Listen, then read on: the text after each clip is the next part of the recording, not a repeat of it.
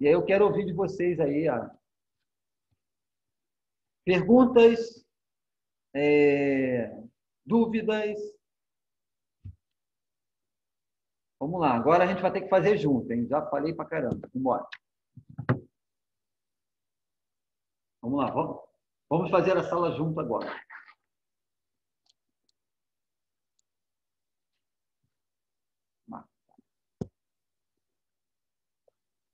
Quem vai começar? O bastão está aí.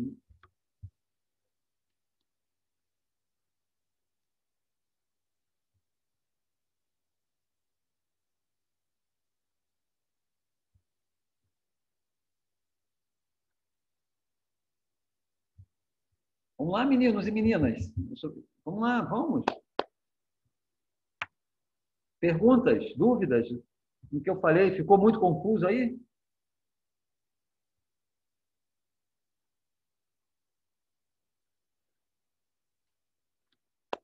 O que eu trouxe hoje aqui, o bate-papo? Mexeu muito aí com a cabeça de vocês?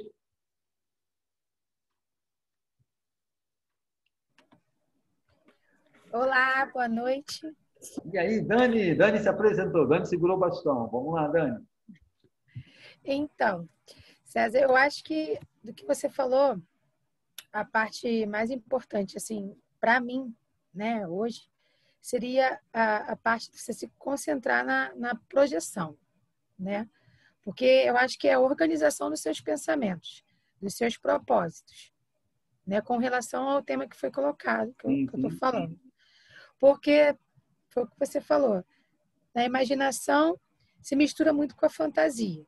Se a gente for aderir tudo que esse mercado, no caso tecnológico, está oferecendo, fica muito difícil para você, no caso, prosseguir na sua jornada, inclusive, né?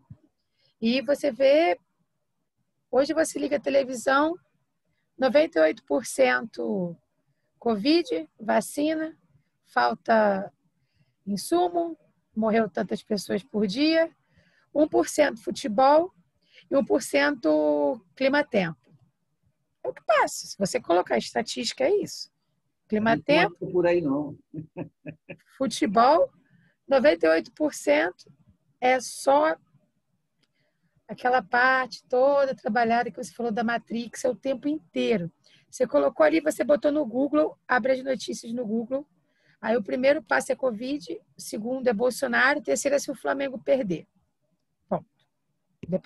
Aí no quarto, caso você busque algumas viagens, algumas coisas, alguns pacotes, aí vem que ele tem uma inteligência virtual, né? Que às vezes você pesquisa algumas coisas, aí quando você abre, lá no terceiro lugar, vê aquilo que você pesquisou antes, alguma coisa que você está querendo comprar pela internet. Pronto. Acabou. Você não tem, se você não buscar fora dessa realidade, né? Foi como você falou, das ideias de terceiros, você não tem aonde acessar muita coisa. Se você não parar para ler um livro, se você não parar para obter um tipo de ajuda, quando você falou que tem muita gente que está se autodescobrindo, porque se você ficar, não, eu vou procurar minha autoajuda, tá, beleza, eu vou botar aqui no YouTube e eu vou escutar fulano, fulano, fulano, fulano, tá bom, legal. Quando você vê, não bate com as suas ideias. E aí você fica assim, gente, o que eu colhi disso? Nada. Então, eu acho que a projeção, aonde você quer chegar, né, e colocar que assim, que vai dar certo, você vai ter a força de vontade, que você vai se autoconhecer e vai abrir um campo para você chegar a esse determinado lugar que você está projetando, eu acho que você vai conseguir. Só que, deixando as fantasias de lado, a tal da imaginação, e a verdade é o seguinte, não sei nem se a palavra é essa, tá? Eu acho que você tem que fazer um autobloqueio. Por exemplo, tem determinadas horas do meu dia que não tem como. Vai estar só as informações, dependendo de cada ramo do seu trabalho. E no outro determinado momento do seu dia, você tem que fazer aquela limpeza e falar assim, olha só, aquilo ali é uma coisa que hoje eu preciso, né? Porque todos aqui têm que pagar suas contas. E esse outro lado é uma outra coisa. Você tem que saber dividir os campos, no caso, organizar. Porque senão, se você deixar uma ideia, né? Que não seria nem uma ideia, na verdade, é uma organização do que você vive, durante o teu cotidiano e aquilo que você quer, eu acho, para você, se você misturar tudo, você não vai chegar a lugar nenhum.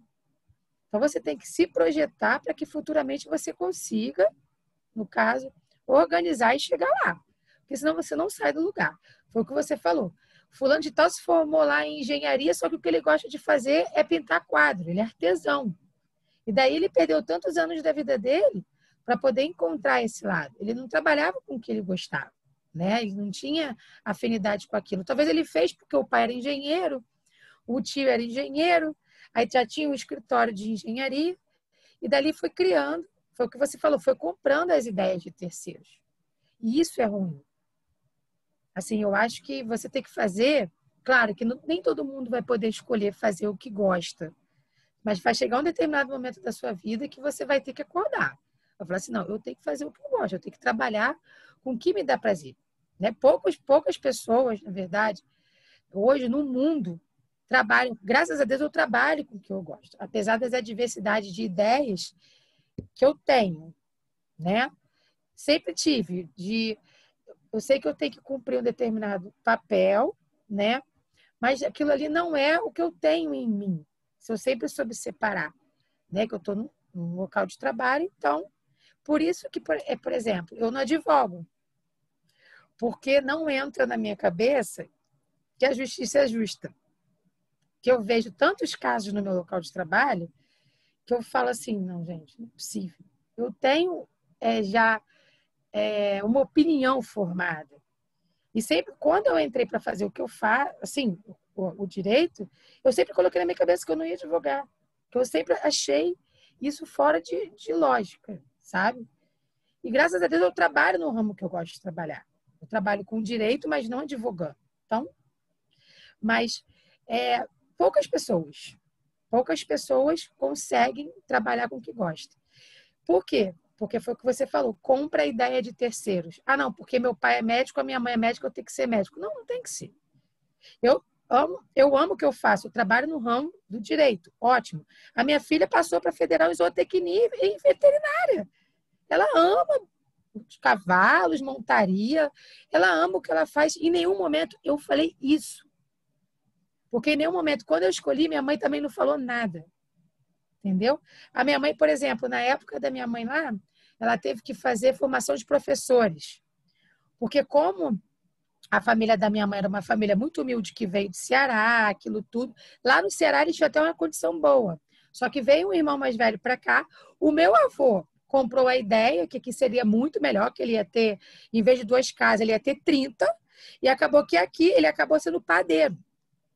Então a família toda veio passando um sufoco muito grande. E a minha avó, como era analfabeta, achava que tinha que ter uma professora na família. E minha mãe foi lá e comprou a ideia da minha avó e nunca deu aula na vida. Ela fez toda a parte daquela professora do 1º ao 4º ano, né? Que eles chamam, magistério, formação de professores, e nunca deu aula na vida. Fez contabilidade, minha mãe também. Nunca sentou no escritório de contabilidade. Depois, num certo momento, eu acho que quando ela já tinha 25 para 26 anos, que ela se achou. Aí ela se achou, ela foi feliz no que ela fazia. Mas até aí, ela veio comprando as ideias. E eu sempre vi ela falando isso, que eu sempre coloquei para mim que eu não ia comprar a ideia de terceiros. Eu ia fazer o que eu achava que eu ia gostar de fazer. Eu ia trabalhar com o que eu gostasse. Mesmo se fosse muito difícil. Né? Se fosse uma coisa, mas você não vai ficar rica. Não tem problema. Eu quero estar bem, eu não quero estar rica. Mas é difícil você, em determinado momento, você tentar acompanhar algumas ideias, você ser nulo em algumas coisas que você vê no local do seu trabalho, porque tem algumas coisas que eu tenho que me anular, eu não posso opinar, porque se eu opinar, aí eu me anulo, porque eu sei que ali eu não sou a Daniele, como eu sou em casa, ali eu sou uma profissional, então eu escuto, finjo que não estou escutando, quando falam bem do Bolsonaro, mal do Bolsonaro, que falam um monte de coisa, eu estou ali, ó. Hoje eu não assimilo mais. Então, hoje já não interfere muito. Antigamente eu ficava com raiva. Eu falava assim, caraca, eu não acredito que a pessoa... Porque eu tenho a sombrinha que a gente havia falado da outra vez, que não aceita opiniões adversas, assim. É como se eu tivesse sempre certo. E hoje, mas não. Hoje eu olho e falo, não, mas ele deve ter alguma coisa que aconteceu na vida dele para ele ter esse ponto de vista. cada um com o seu. Muito bom, Dani. Eu vou pegar essa fala da Dani, que foi muito rico, né, o que ela trouxe. A gente sair dessa questão da fantasia, do mundo de Matrix, né? Maia já é uma coisa mais profunda, que, né, eu já fiz uma palestra aqui falando sobre isso, mas eu vou trazer um pouco também dessa ideia. E fazer o que você falou, Dani, né, de ficar ali, tá, eu vou começar a ouvir as palestras, aqui mesmo comigo, vou começar a fazer os cursos, tá? E aí, assim, se depende de uma disciplina da pessoa diariamente. Se não tiver essa disciplina, também não tem mudança. É só informação e você vai guardando essas informações e se não colocar em prática, você não vai ver a mudança, né? Por quê? Porque dentro da minha experiência, quando é que acontece a grande mudança? Quando você participa de alguma vivência que abale as suas estruturas, que tire você do seu controle. Então, assim, vou pegar aqui a Dani, que, né, ela me conheceu agora em dezembro, participou de um retiro, né? E eu sei que ela foi muito mexida, ela saiu daqui muito mexida com tudo que aconteceu, né? Mas mexida no bom sentido, né? Trouxe para ela algumas percepções que até então poderia estar ali adormecido, e a partir dali ela está aqui, participa das rodas, está fazendo o curso, ou seja, ela está dando continuidade a um processo que ela vivenciou, né? Então, a possibilidade de tudo isso dar muito certo, ela é grande. Por quê? Porque eu continuo investindo em algo que aconteceu. Então, dentro da minha caminhada, se não acontece uma experiência como essa, né, de você ser confrontado com a sua outra parte, não tem transformação. A gente continua comprando as ideias e vivendo numa fantasia, projetando que as coisas vão dar certo, né? É claro que, às vezes, no meio do caminho, a gente consegue até, vamos dizer assim, reestruturar, mas a grande maioria não tem essa força. A grande maioria se entrega ao processo e vai, né? Eu sempre fui muito sonhador, desde criança. Eu sempre fui muito sonhador. Então, por isso que, às vezes, eu não tirava boas notas na escola, porque a minha capacidade de imaginar, de sonhar, fazia com que eu não prestasse atenção, e aí a minha atenção na hora de fazer as provas lá não batia, né? Enfim. Uma das coisas que eu tive que fazer na minha vida foi tentar entender as projeções que eu tinha, as visões que eu tinha, era algo do meu caminho, ou se eu estava fantasiando alguma coisa que era um processo interno meu, que eu não consegui realizar, estava ali me cobrando inconscientemente. Porque a fantasia, ela se encaixa em algo que você um dia acreditou, viu, gostou, disse, eu quero viver isso um dia. E isso fica guardado no teu inconsciente.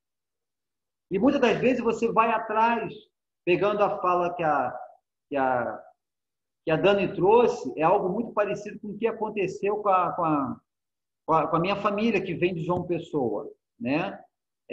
O pessoal acreditou que aqui no Rio de Janeiro teria uma vida melhor do que em João Pessoa. E meu avô, na época, não queria vir para cá. Mas a minha avó, uma tia que namorava um capitão da Marinha, botou todo mundo, foi botando a família do navio, foi trazendo para o Rio, só ficou meu avô lá. Ele falou assim, cara, minha família está toda no Rio. Vendeu tudo que ele tinha um bom emprego, tinha um sítio, e quando veio aqui para o Rio, deu tudo errado, e ele, no final da vida dele, ele morre por desgosto de morrer num sofrimento, numa pobreza, né? Então, né, a minha família era de 15, 20 filhos, naquela época você fazia muito filho, e ele foi morar numa casinha de 2, 3 quartos para botar 15, 20 filhos. Ou seja, aquilo ali para ele, acabou com ele, porque ele tinha algo tudo montado, mas veio na fantasia de alguém que fantasiou. Então, às vezes, a fantasia... Boa noite. Ei. Boa noite, boa noite. Boa noite, Miguel. Como você está? Retornei. Voltou. Boa Tá tudo noite, bem. Marta. Rosali, boa noite. Rosali. Sônia. Oi. Por que eu não estou vendo a dona Sônia? Ah, tá, que ela está aqui no outro quadradinho. Agora. Então, gente, Já voltou, já voltou. olha como é que a fantasia ela é perigosa, né? Porque ela pode, às vezes, destruir toda uma família, uma história de família. Então, assim, eu tenho essa vivência. Quando a Dani falou, eu lembrei um pouco dos meus ancestrais, né? Eu procurei corrigir isso. Então, o que foi que me trouxe a lucidez de entender que é uma projeção? A projeção, ela é emocional, tá? Quando eu fico projetando alguma coisa, é justamente aquilo que eu estou querendo vivenciar, porque um dia eu olhei para aquilo e achei que aquilo ali seria bom para a minha vida, tá? Então, eu começo a fantasiar. A meditação, a prática do silêncio, né? Pegando até o que a Dani falou muito bem, são tantas informações, às vezes a gente está tão envolvido e contaminado com tanta coisa, que chega uma hora que você não sabe o que é seu. Ela fala assim, eu fiz direito, mas eu entendo direito da minha visão. Está correto. Ninguém vai dizer que a visão que você tem do direito está certa ou está errado. É a sua visão. Essas são as nossas verdades. E hoje isso é muito raro, tá? Você encontrar uma pessoa que você vai fazer qualquer pergunta, seja na política, seja no que for, e ele ter algo bem filosófico, algo bem próprio dele, com uma visão muito mais ampla do que já uma ideia que ele ouviu de um repórter, de um especialista em política, ele compra aquilo ali e ele acredita que é aquilo e vai. Hoje isso é muito raro. Então, proteger a nossa mente, a prática da meditação, a prática do silêncio, silêncio sem nada, o máximo é a natureza e você se ouvindo. Isso ajuda a gente ter discernimento e clareza mental. E ali você vai ter a possibilidade de ouvir, de ter um insight que vem de uma fonte original. Né? Nada criado ou forjado, porque é mais fácil, dá menos trabalho. Por que eu vou pensar se já tem a ideia pronta ali? Ok? Muito obrigado, Dani, pela sua participação. E aí, quem mais quer trazer aí alguma pergunta? Querem fazer alguma pergunta?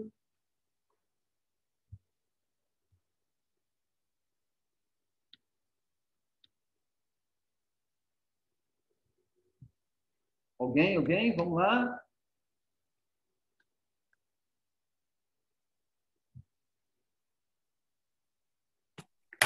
Oi, César, boa noite. Boa noite a todos. Boa noite, Luzia. Que bom ver você. Tudo bem? Luzia. Deixa eu falar uma coisa com vocês.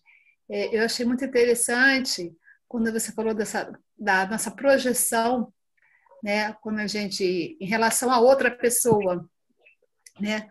E a gente saber lidar com essas diferenças e quando a gente idealiza uma coisa e não sai do jeito que a gente quer, né?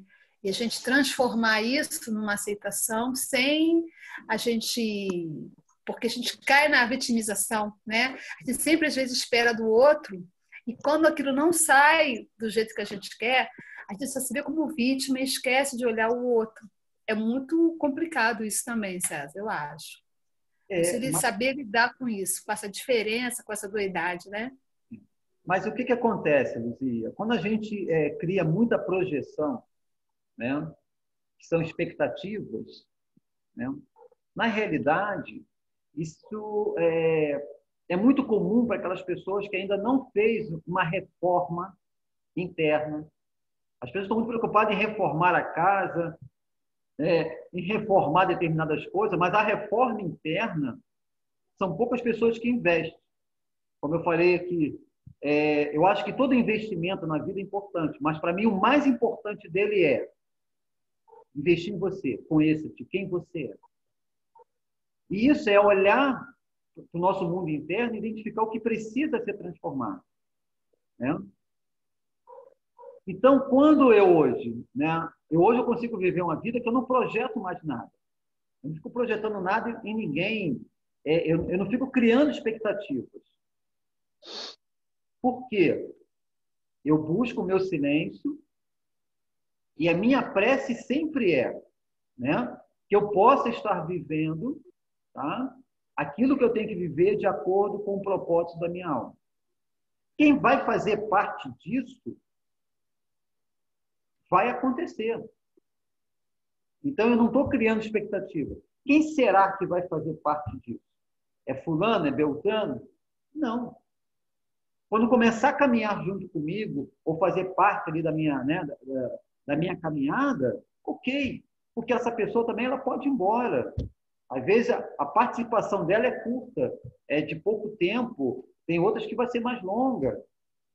Mas se eu não crio expectativa e vivo e faço o que eu tenho que fazer, eu não crio tanta expectativa, eu não vou projetando tanto.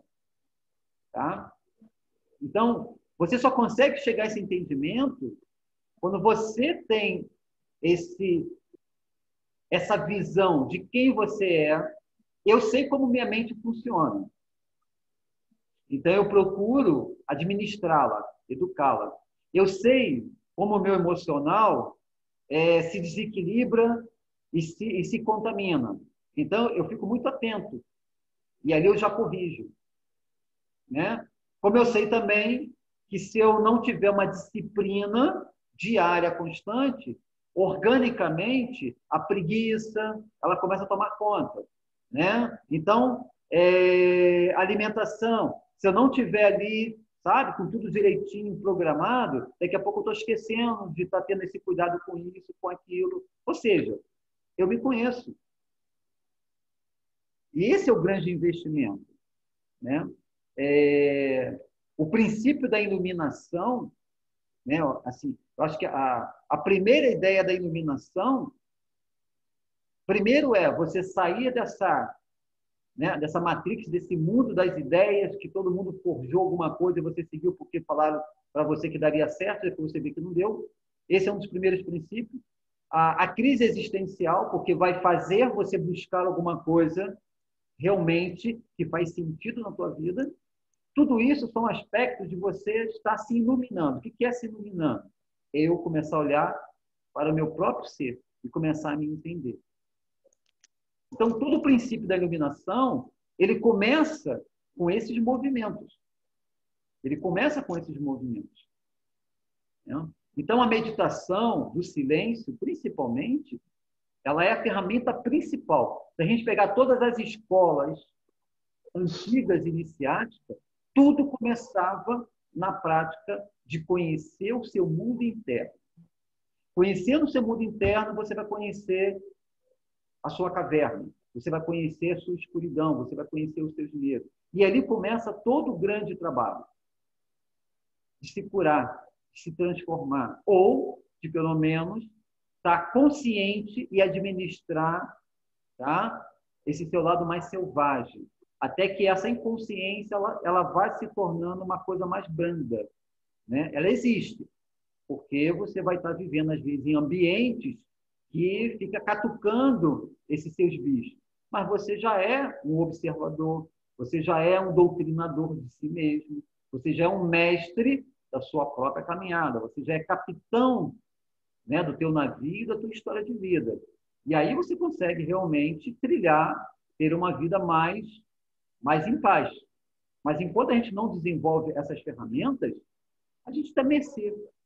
Né?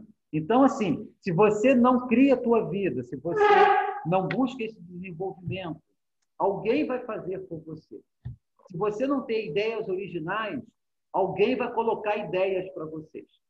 Sabe aquele pássaro cuco? Vocês conhecem aquele pássaro cuco? Você sabia que ele choca o ovo e bota no ninho de uma outra fêmea para criar? Porque ele não quer ter trabalho. E aí aquela fêmea está ali no meio dos outros ovos, ela cria achando que é dela, o filhote. Ele cresce, vê que ele é diferente e ela continua achando que é dela. Por quê? Porque foi uma ideia criada. Nasceu ali, ela chocou, ela está achando que é dela. Por mais que ele seja diferente, ela tem a convicção que é dela. É mais fácil ela achar que é dela porque ela vê, pô, peraí, ele é diferente, ele é maior do que todos, ele tem um pio diferente. Para que eu vou confrontar isso? Se está tão bom eu achar que ele é meu filhote. E muito ser humano é assim. Olha, vê que tem tanta coisa errada, que tem muita coisa ali. Não, mas para que eu vou mexer com isso? Está tão confortável assim? Não mexa nisso. Para que você vai ficar mexendo nisso? Existe isso também. Né? Você não vai para o confronto. Você fica na zona de conforto. É claro que lá no final da vida, né, você vai ter uma análise de consciência, que você vai olhar para a tua vida e falar assim, caramba, o que foi que eu fiz com a minha vida? Com essa oportunidade. Porque, segundo Kardec, né, segundo a filosofia de Kardec, dizem que para a gente encarnar, isso aí eu ouvi uma vez, eu achei muito bonita essa história, que antes da gente encarnar, você tem que fazer uma redação para dizer o propósito. Não, mas por que você e não fulano? E você tem que escrever, botar no papel, tá, o porquê que você quer vir aqui para essa dimensão. Então, você faz lá uma redação, vai passar na mão dos mestres e eles vão avaliar. Então, dizem que reencarnar não é uma coisa muito... chegou a tua vez, espera ali o ônibus, quando tu pegar aquele ônibus, tu vai... Não, disse que a fila está imensa. Então, acho que o negócio aqui não é tão ruim assim. Porque eu já ouvi várias linhas dizer, não, para encarnar não é assim, não. Tem todo um processo, tem todo um... né? Eu não sou muito especialista nisso, eu não tenho como me aprofundar. Mas eu achei isso muito interessante. Assim, o negócio não é simples assim, não. Por isso, essa cobrança, em algum momento, caramba, eu estou cumprindo com aquilo que eu prometi. Eu acho que em algum momento a gente tem essa cobrança da nossa consciência. Então, quando eu tenho, às vezes, o sentimento de dormir em paz, com a certeza que eu estou cumprindo com o meu dever, eu acho que se encaixa um pouco com isso aí. Poxa, eu estou cumprindo com aquilo que eu prometi. E aí eu olho para a minha vida e vejo as coisas fluindo, sem fazer muito esforço. Ela simplesmente está acontecendo. Né? Então, eu acho que bate um pouco com essa verdade, né? Que antes de você vir, você tem que dizer o porquê você veio. Não é assim, vamos lá, não é igual o bingo, qual é o teu número? Aí dá um sorteio lá, você vem.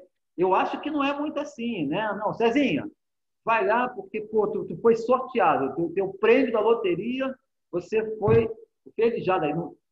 No meio de milhares de almas, você foi... Eu acho que a coisa não é muito assim.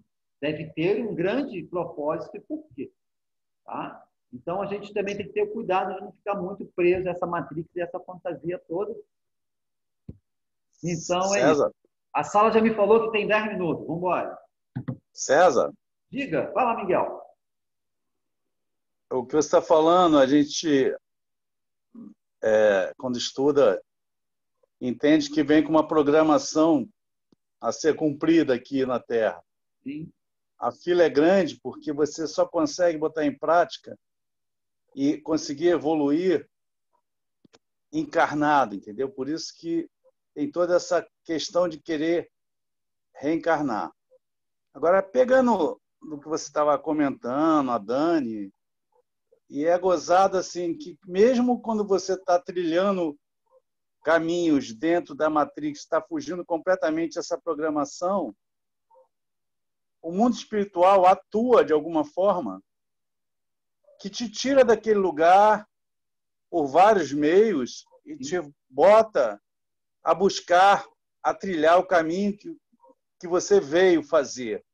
Pelo menos comigo foi assim, né? Já 3 vezes me tiraram meio que na marra, ou então começaram a me mostrar que não era aquilo, né? Assim foi lá atrás, na Coca-Cola, através de uma depressão, eu larguei, fui buscar outras coisas. Depois estava no mundo de corretagem, muito bem, me mostraram que não era bem isso, me mostraram um caminho de Resende, que eu fui conhecer, buscar outras coisas, né? Teve um momento que quis entrar na política também, foi meio embarreirado, porque não condizia com, vamos dizer, com a minha essência, com a minha programação. Então, eu acho que também, assim, mesmo que a gente esteja, às vezes, cego pelas coisas da Matrix, em algum momento o mundo espiritual atua para que você acorde, para que você desperte, principalmente através, muitos casos, através da dor. Então, isso é assim, um relato, além de ouvir, estudar, aconteceu realmente comigo. Eu só fui buscar caminho depois da pancada da rasteira que fui ao chão, e aí eu comecei a buscar trilhar esse caminho. Era essa colocação. Sim, não, e muito rico, né? Assim, mas eu acredito, né, assim, que você prestou atenção ou precisou 3 vezes de prestar atenção e voltar para o seu caminho original, né? Quando eu falei da crise existencial, eu acho que todos passam por essa crise, tá? Isso. Mas a grande maioria, ela não aproveita essa crise e faz um caminho mais luminoso, tá? A grande maioria, ela se afunda cada vez mais na matriz, né? Uma vez eu tive uma experiência, eu estava voltando de um retiro, e quando a gente volta de um retiro, a gente fica naquele estado, né, de expansão de consciência, de paz profunda, enfim. E aí eu estava de carona, né, e de repente o trânsito, o carro parou, aí eu estava na janela, eu olhei, aí tinha um bar lotado, né, todo mundo lá, né, aquela coisa, né, do bar lotado, todo mundo falando, música ao vivo, aquela coisa toda. Aí eu olhei para aquilo ali e fiquei assim, de repente eu olhei, e aí me veio assim, isso que você está sentindo, tudo isso que você vivenciou e agora está saboreando, é o que eles estão buscando. Eles estão buscando a mesma coisa que você está sentindo aqui agora. Só que por um caminho muito perigoso, que é o caminho da droga, que é o caminho de ficar mais inconsciente ainda. Né? Porque a droga, ela te dá, a bebida, seja lá o que for, ela te dá aquele momento de euforia, né? Você, então, sai da mente, que o álcool tem essa propriedade, você sai da mente lógica, que é aquela mente que armazena, né, toda aquela tua história de vida, e naquele momento você realmente está ali, né? Você curte, você vive, rola fantasia, né? Ali você é a pessoa que, cara, saca tudo, pô, vê tudo, tem maior conexão, enfim. Eu estou aqui mais ou menos achando que é assim, porque assim, eu nunca tive essa experiência de beber e nunca, né? Assim, eu nunca tive isso, né, na minha vida. Eu nunca tive essa experiência. Então eu imagino que deve ser mais ou menos assim. Então ali a pessoa fica, porque assim, às vezes eu vou em algumas festas de família, eu vejo que uma pessoa começa a ficar muito alterada, aí começa a falar o que tem que falar, o cara parece que fica mais inteligente, ou fica mais forte, ou seja, parece que alguma coisa assume ali e ela vive aquilo ali, aquela fantasia, né? Tanto que quando termina, o dia seguinte, aquela coisa toda, tem aquela dor, né, aquele mal-estar, caramba, o que foi que eu fiz? Eu não me lembro do que eu falei, enfim, aquele processo todo. Por quê? Porque em algum momento essa crise chegou e ela simplesmente fechou-se e não foi buscar. O que significa isso? Então, para muitos poucos, tá, há esse privilégio, né? Porque você se permite ter esse privilégio de buscar, né? O meu não foi logo no primeiro momento, né? Foi ali, tive a primeira, fiquei, sabe, muito isolado, fiquei muito comigo e fui aos poucos, né? O universo vinha me trazendo algumas coisas. Eu acho que de alguma forma eu fui me permitindo me deixar me levar e deixa eu experimentar isso, deixa eu ver o que é isso. E aí, sabe, eu sou muito grato, comecei a cair nos lugares no qual se falava de espiritualidade, eu falei, caramba, então acho que é mais ou menos isso. Mas tem também a questão, César, que eu também entendo também, em parte, tem o que você fala, mas também tem a parte de que, assim, cada um está num estágio evolutivo. Né? Sim. E, assim, cada um tem uma essência, né? E cada um tem uma programação de vida. Né? Então, assim, tem uns que não vão despertar nessa encarnação. Não vieram para, sabe, sofrer, aprender, resgatar um monte de coisa e vai partir assim meio que, mas já evoluiu na questão de resgate, no sofrimento, mas não vai caminhar Não vai despertar, não vai buscar o que nós estamos falando para sair da Matrix, para ter consciência, para conhecer o seu eu, né? Então, eu também acho que tem esse lado correndo junto com o que você está falando, né? Gente, dá licença, mas aí pode ser, no caso, a maturidade espiritual da gente? Eu acho Isso que eu assim, estou falando. porque de repente Cada um tem a sua, né? Quem está encarnado aqui tem vários estágios. A gente não sabe quem é quem, digo porque o véu não permite, mas cada um já está em caminhos diferentes, evolutivos aqui no mesmo plano, né? Mas é legal a gente trazer esse assunto, porque assim, eu não conheço assim de vivência a maioria que está aqui. Conheço alguns, né, que caminham comigo, que vêm aqui. Eu tenho a possibilidade nas cerimônias de conhecer a essência. Então eu sei que assim essas pessoas já têm uma maturidade, já têm. O que falta é disciplina, só isso. Disciplina, disciplina, disciplina. Então, mas você se coloca, né? A gente já estudou isso, tanto no mundo espiritual, não tem castigo. Você é enquadrado por sintonia e vibração, certo? O mundo espiritual não atua, você que se coloca por sua vibração e sintonia. Então, vai chegar até você, né, como tem chegado, pessoas que já têm uma vibração e uma sintonia adequada para daí caminhar, né? Então, é assim que eu entendo. Não adianta pegar do nada e jogar lá. Não vai bater, entendeu? Não vai haver essa sintonia. E, vai buscar outra, né? Vai buscar o bar, com a cerveja, com o futebol, com aquilo que a gente já até vivenciou lá atrás, quando estava meio cego, né? E precisou tomar uma traulhetada para, pera aí, não, vai, né? E não, tua missão é outra, tua programação é outra, tu está no caminho errado. E outros não, outros vão e vão mesmo.